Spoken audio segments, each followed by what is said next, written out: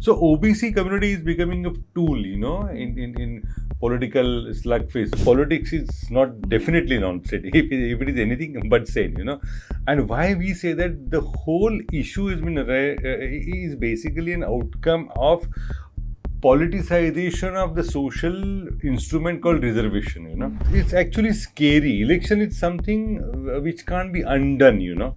I mean, this is like toothpaste. You can't put it back in the tube. Yeah. So now you promise something to some community, and basis that there are certain number of jobs or a political post given to those communities. You can't take them away from after realizing this is causing 50%. So I mean, this is a classical mess of a good intended plan. Now this is all about the social ego massaging, and ego massaging in a very wrong way. And he was so confident despite the case being heard in Supreme Court. I mean, that in the first place raised questions. How can you be so sure of that? I mean, what is the basis of your confidence? Nobody can think of that, and just 48 hours after that he is unhappy with Elections Commission. I mean, I see it again shows the lack of application of mind by the judicial, the autonomous bodies like Election Commission.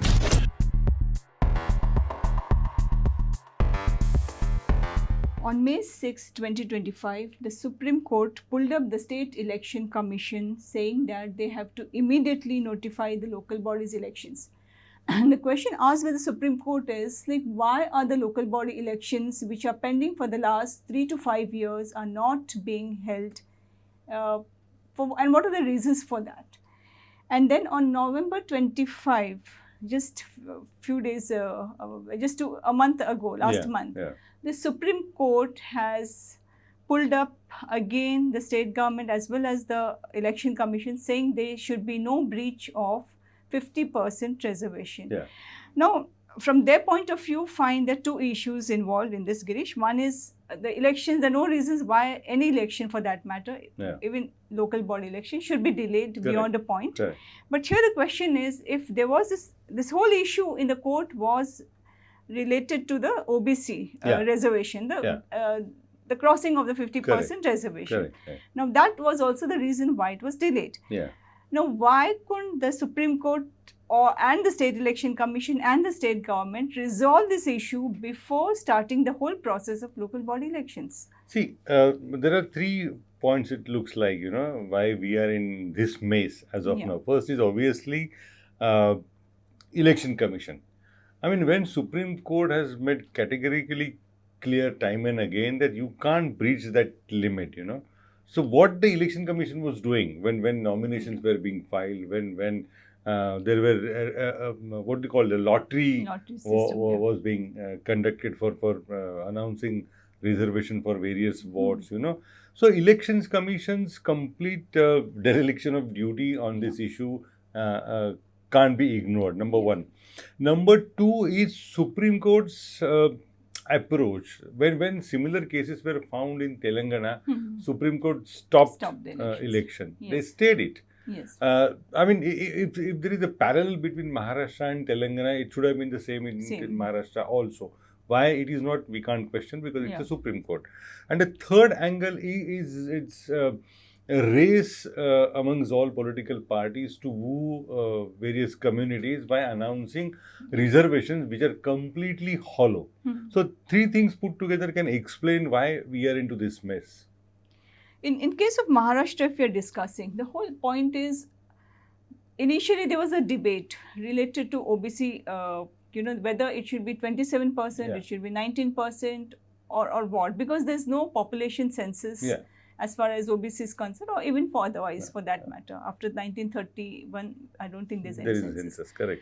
Now, based on the 2011 census, the reservations which have been constitutionally kind of sanctioned, it's for scheduled castes, scheduled tribes. And in OBC, the matter was between on and off, the state government Yeah. versus the court, it went to and fro for several years. And finally, the state government constituted a 7-member committee, that is Jayant Kumar Bhantia's commission. And based on that empirical data and the other aspects that were asked by them to be considered on the recommendation of Bhantia Commission, Correct. the 27% that number came. And that was accepted by the state government. Now the whole point is, if that is accepted, then shouldn't the state government or the election commission, the state election commission, should have taken the note of the factor that here in tribal districts the reservation for tribal is in proportion to their population. And that's the reason why here we are having problems, because in some districts like say Palghar, Dhule, Nasik, Nandurbar, here the reservation is going up to 70%. Even Chandrapur, Gadchiroli, Gondia, yes. So 70%, this is the whole problem. Now this is not the problem that's come to the fore yesterday or a day before yesterday. So where is what are the systems that are in place, the autonomous bodies, the government machinery, the election commission, and to some extent the courts? How could they be so oblivious to these factors, or knowing this also they gave a go-ahead for the elections? When you and me discuss this issue, we are taking a very sane view of the situation. But the politics is not definitely non-sane. If it is anything but sane, And why we say that the whole issue is basically an outcome of politicization of the social instrument called reservation, And now earlier it was politicization, now it is weaponization, And now every political party is using it to the hilt, to offer. They go to any extent in extending reservation, because as it is, it's the only way to bring the social upliftment, So the instrument which was devised as a very what can we call a very decent way of social uplifting is been used as a political weapon, and now it's a complete weaponization of this reservation policy.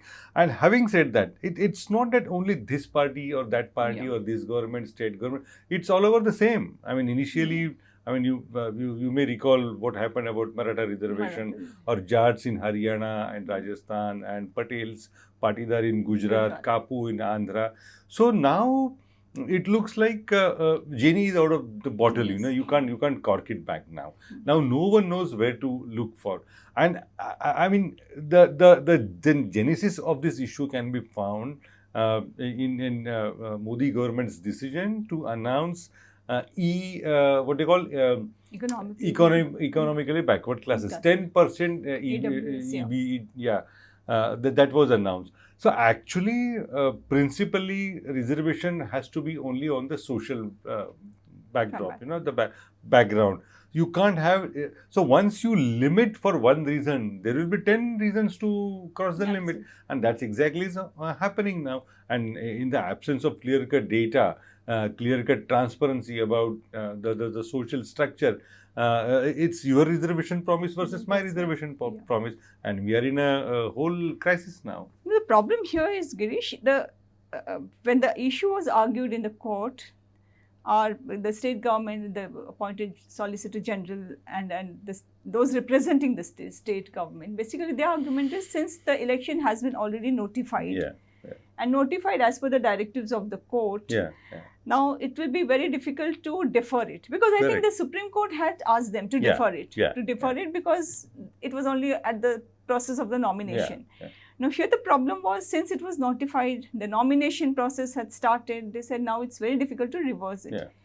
But having done that, then the whole process is like, now you're going to the elections, and now you're shortlisting 57 bodies, local bodies, where because of the violation of the 50% quota ceiling, those results will be subject to the final outcome.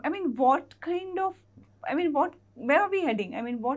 How can you, what happens then? It's actually scary. Election is something which can't be undone, I mean, this is like toothpaste. You can't put Yeah. it back in the tube. Yeah. So now you promise something to some community, and basis that there are certain number of jobs or a political post given to those communities. You can't take them away from after realizing oh, this is causing 50%. So I mean, this is a classical mess of a good intended plan. Yeah. And now, see, like for example, ahead of last election, you may also recall, state government went on appointing a special what they call corporation for Corporations. each and every community, including Brahmins. Yes. Yes. There are hundreds of Yeah. corporations were formed because they only political agenda is to pamper community ahead of elections. Yes. Come what may, irrespective of political outcome, they go ahead and do that. None of the corporations is having any budget. Yeah. But now this is all about the social ego massaging, and ego massaging in a very wrong way. Yeah. And we all end up, there will be, I will not be surprised if there is a kind of a social unrest. Because what are you going to do with the 33% of OBCs?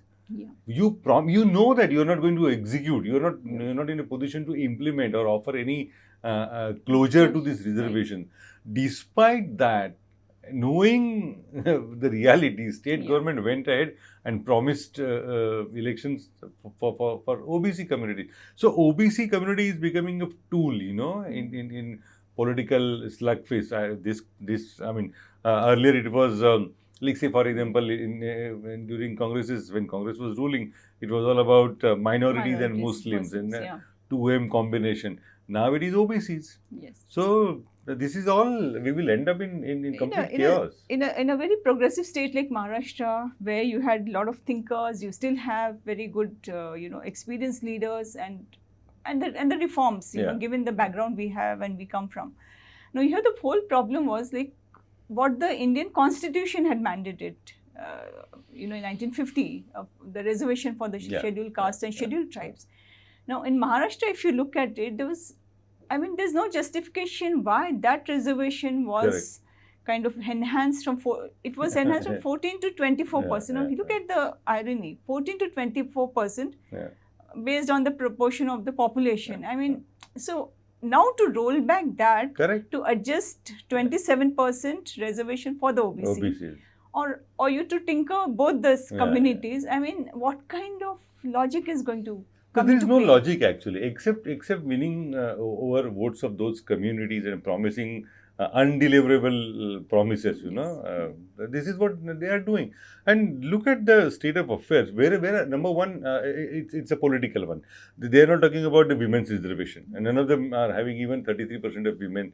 This is something Maharashtra thought way ahead of others. And the third point is that where are jobs? There is nothing you can offer in the state machinery, and you are promising such kind of. It's so illogical, so unreal. And if these unreal things are becoming political issues, then I don't see any future for next generation. There are so many other issues like pothole and horrible air. I don't remember last time when I saw clear blue sky in India. So as we speak, Delhi is happy because AQI has improved from 700 to 400. But as we speak, AQI in London is 4.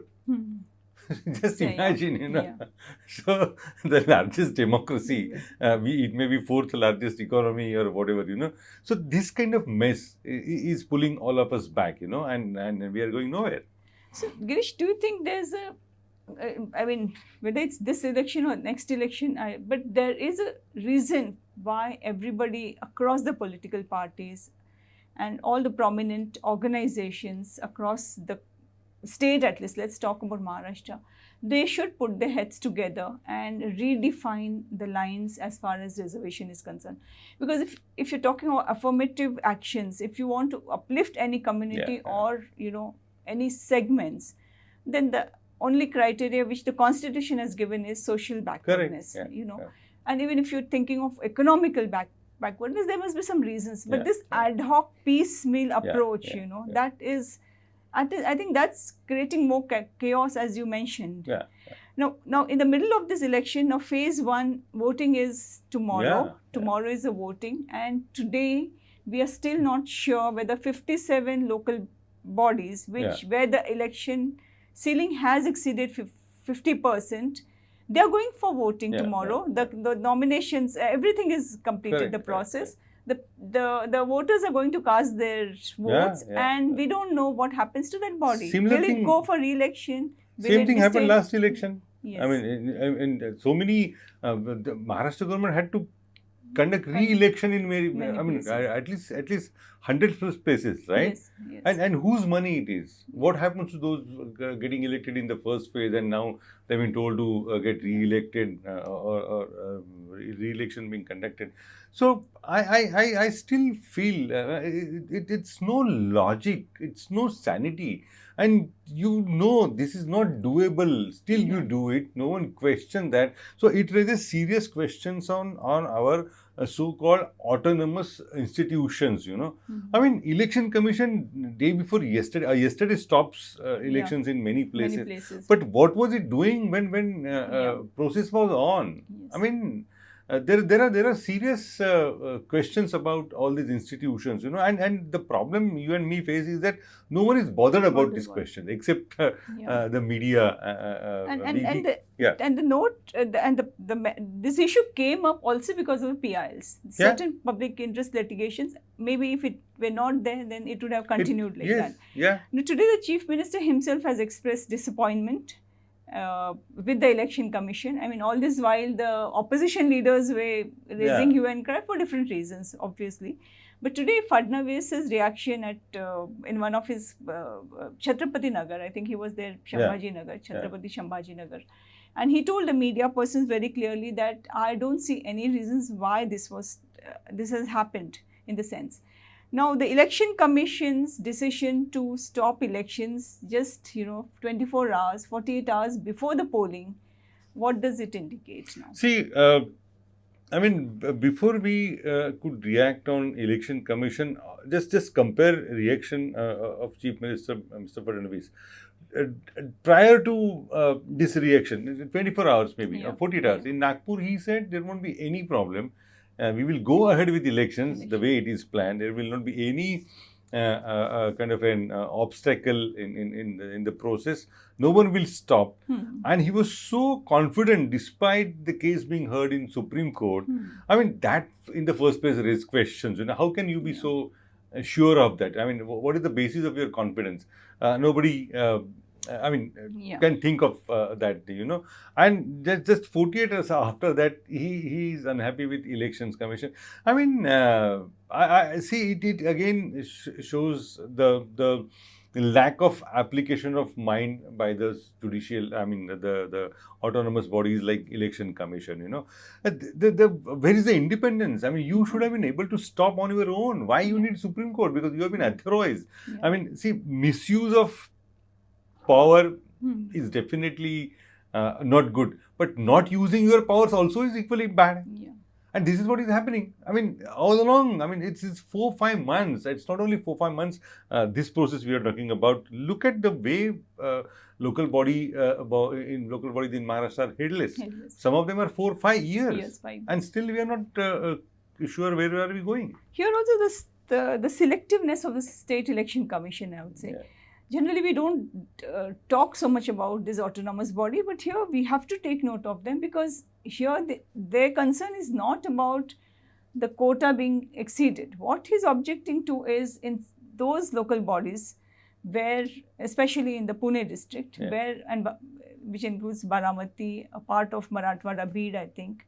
So, in some places selectively where there have been, what he says is the procedural delay. Now, procedural delay, in some cases, the returning officer has just awarded symbols to individuals because of, without the written order, or the court orders were delayed and hence the process was delayed.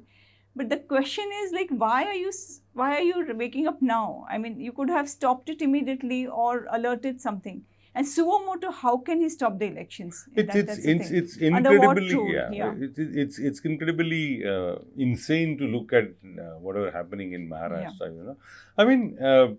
Where are we heading? So I mean, the election and its conduct is one part, but if you look at, I mean, look at things beyond election, that is more scary. Yeah. So you are instigating, or you are encouraging every social base, you know, the community, promising them something which you are not going to deliver. You are not going to get powers to deliver that. And see, when you arouse passion on social issues and there is a failure, it's bound to create some kind of a friction between those. Already, it's a huge divide between haves and have-nots. You know, it sounds cliche, but that's going to widen further. And when political aspirations are triggered by such kind of promises, it is long-lasting damage Maharashtra will face. You know. You know, Girish, thing is like, I mean, though we are raising questions about, you know, the why now, the flip-flop, whether it's in court or whether it's come from the election commission. But my worry is here, this is not a new issue. It's not something which has just suddenly happened and, the order has come.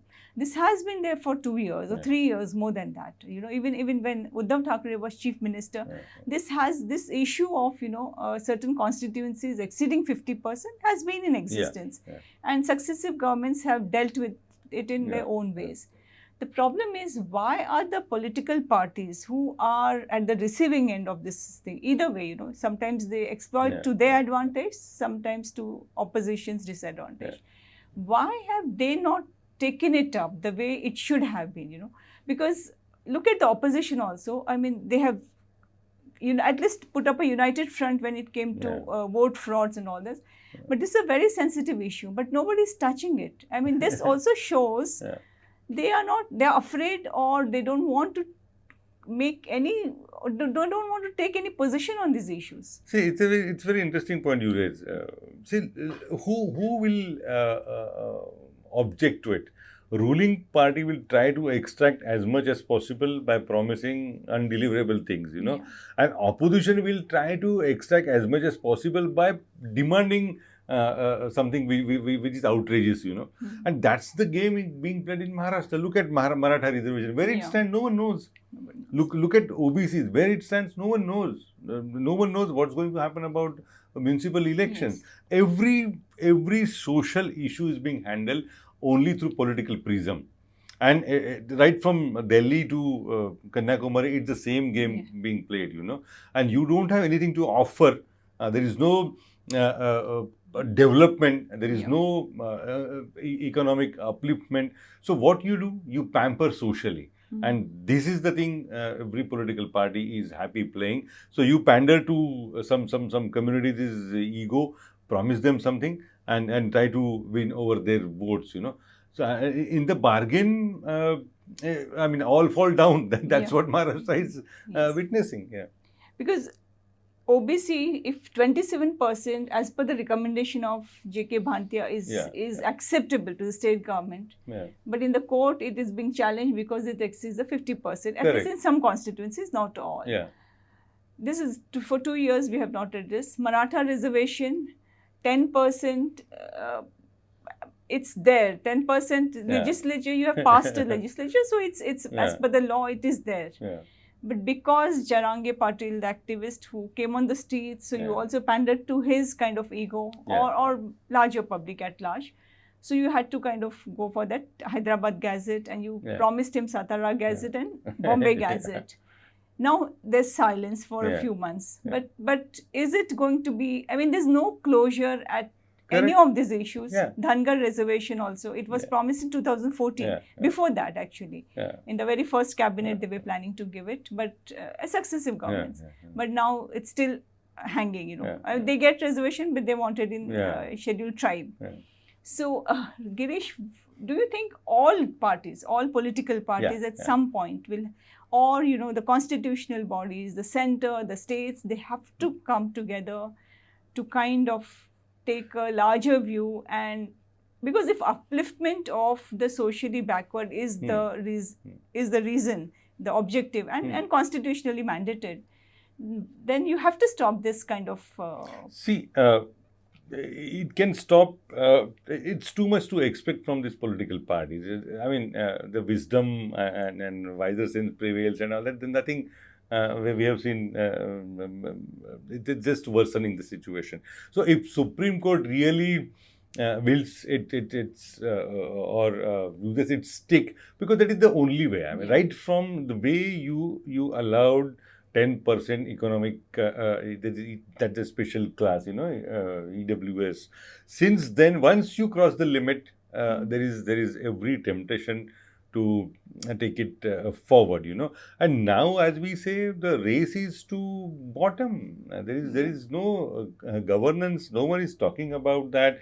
So this is reservation versus my reservation, this community versus that community, Maratha versus OBC, and no one is getting anything. Yeah. And keeping everybody deprived has become norm of the governance, when you can't govern, when there is nothing to showcase, you play with social fabric and get away with everything, and that's what it is happening. So 33% reservation for women at center Yeah. When it comes to Lok Sabha and Assembly, Yeah. 50% in the local body. Yeah. And after that, what is left? That's a question. So, I mean, right from 100% here to revisit to, I think, 300% have 1000%, Yes. So, I mean, it's not even ridiculous, now. It's Yeah. beyond ridicule now. Actually, it's a very serious issue. It is very because serious issue. At the end of it, you're just showing the stick and the carrot kind of policy, Yeah. where you're just luring the people with promises, and it's not. I mean, is it actually uplifting anybody? No, That's it's the not. question. It's not. I mean, it should have been resulted in other. Why it is not? No one is raising this question because there is no system of social audit in our country. No one audits anything. Say, for example, this Ladki Bahin. Fine, you want to help women, do it. But after a year at least, take a stock of situation. How many women have been getting this, I mean, how many of them have really used it? What is the benefit? What is good? What is bad? What is ugly about it? There is no social auditing, and your and my tax money, it's just wasted in such kind of. I mean, these are all nonsensical ideas, to put it simply, So, do you think in this case, in Maharashtra, a situation may arise where in the middle of the election, if the so many more petitions challenging it, can the entire process be withdrawn? It cannot be or delayed further. See, this is what exactly because some first people phase say. is coming to an end tomorrow, and we are heading for Zilla Parishad and municipal corporation elections. Municipal corporation is the big is one, the big one, yeah. And that's what some of those in the government say. They say, I mean, the sources indicate it's basically the idea is to delay.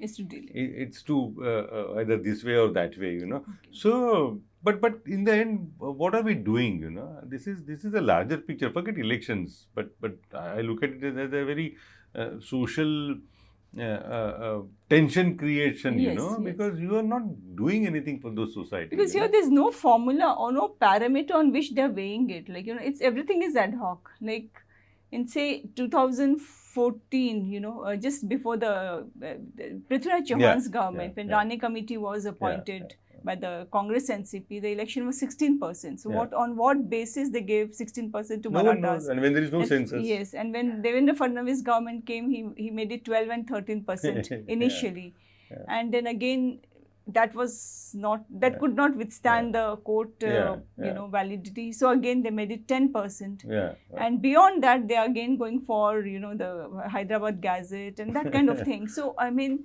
there's nothing very clear in black and white to suggest what are the methods that's being adopted and why we are I call it in Lok Sabha editorial, I describe it as a flyover approach of governance. If there is a traffic snarl, traffic jam at one place, what you do? Just build a flyover. right. But it will end at some place, right? Some And place. what you do there? Try another flyover, Yes. This is what the governance has been. It's not only in Maharashtra, it's most of the states. Why are they close to being bankrupt, Because of this approach. There is no holistic planning. There is no long-term vision. Where are we taking the society? There is nothing. And the worst thing about Maharashtra is that it is one of the leading state, and it's going the way it shouldn't have gone, and that pains, and that's what you and me are worried about, So finally, whether the more they're trying to solve the problem, the more they think they're going to resolve the issues, every success, whether it's election time or non-election time, it's leading to more social upheaval in Maharashtra. And Girish, if you look at, say, 2014 to now, what we see is the caste cauldron. The state has absolutely been pushed into that. I mean, there's little lull in between. But now with these elections over, hopefully, however messy they may be, we expect, some kind of something will streamline some way. And if they get over, the next 3.5 years the state government gets, hopefully we'll see some governance in those 3.5 years. Yeah, I mean, that's what you and me can do, hope and then bring out the reality out, because it's nowhere near stability. It's nowhere near taking the state on a right path, and it's nowhere near helping societies either, I mean, you are doing economically great. I mean, one can ignore the social things, I mean, but you are neither here nor there, and when governance becomes a tool to win forthcoming election, then we end up having this kind of a mess. And also this kind of recurrence, because if you decide, 50% is 50% limit. It was not up to 50%, number one. And even if you want to accommodate more communities, caste based on but there should be some parameters. And thirdly, like every time you leave it unresolved, that is only creating more polarization in the society. And the receiving end are the people ultimately. The politicians, they anyway get away with it in the elections, 5 years, each 5 years. But what happens to the scars that are left in the society? And that, I think, you think they will resolve finally, because they also are receiving it at some point. I don't think so. They will be. I don't think so. The sad part is the state, completely divided. And getting further and further divided among caste, social issues, like for example, in places like in Marathwada region. I mean, if you belong to X community and if you are running a cabbie, you will ask passengers what caste you belong to. You have come to that level, And earlier it was Hindu Muslim. Now it's beyond that. So I think, I mean, I don't foresee any positive change amongst politicians unless people realize, and unless court and those statutory constitutional bodies decide to bring the rule of law. This will continue to be the way it is. So in this case, you think the court should have said that no elections till you resolve the issue? It should have been that way, because you handle the same thing in Telangana a different way, And I mean, you and me can't comment on the court. We are not commenting. We're just saying. But it should have been logical thing. And now court says that you go ahead with election subject to final verdict. But, I mean, what will happen after the election? So there's still uncertainty in that. Still uncertainty. And then how do you proceed ahead? When it comes to Zilla Parishad. This is the issue. If these people get elected and suddenly they are told after 2 months when the next hearing or the order also comes that. And also the public mandate. I mean, how do you? And waste of resources, waste of energy also. So anyway, it's an ongoing issue. Hopefully, let's see how it proceeds, because there's second and third phase of elections expected in December, late December, early and mid-January. So thank you so much. Thank you.